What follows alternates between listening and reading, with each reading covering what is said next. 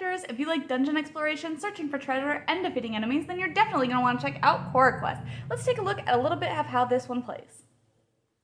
In this game, players will each take on the role of a different hero, each that has their own health and movement, what kind of dice they roll, and a special ability as well as a starting weapon.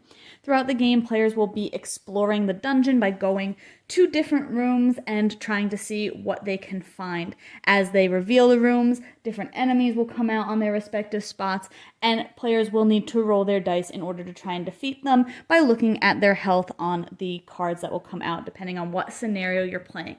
Throughout the exploration, you will find cards that have a scroll on them, which will let you read passages from the scenario to advance the story and see how far along you've gotten.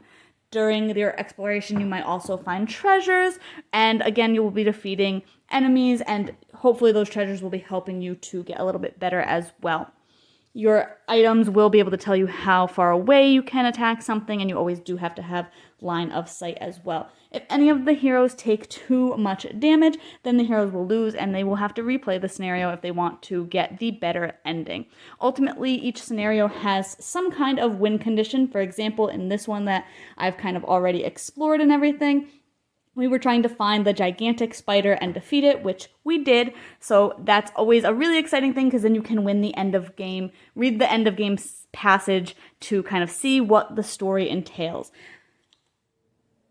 I thought this one was super cute. I thought that all of the different characters were adorable and all of the art was really cute, and overall it was just a really fun experience. I also liked the expansion where you are now able to kind of make the game more of a campaign and play through a longer form story. I thought that everything in the game worked pretty well. I was a little bit surprised to see line of sight rules in a game that seemed like it was aimed more at kids. I think that line of sight is really confusing most of the time. I can never tell without using like a ruler or some kind of straight edge if one square can see another one in certain orientations. So I thought it was a little bit of a strange rule.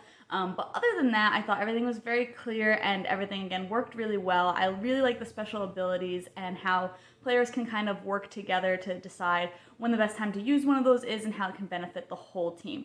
Another thing that I kind of didn't love was that it does require you to play as 4 characters, even if you have less than 4 players. That's not my favorite thing. For me, if I'm playing solo or something like that, I don't prefer to handle more than one character myself, so I personally wouldn't go back to it solo. But if you do have a group, or if you have players who don't mind playing more than one character themselves, then it's definitely worth checking out if you like dungeon explorations and dice rolling for kind of trying to defeat enemies and things like that. You can check out my full thoughts on the blog today.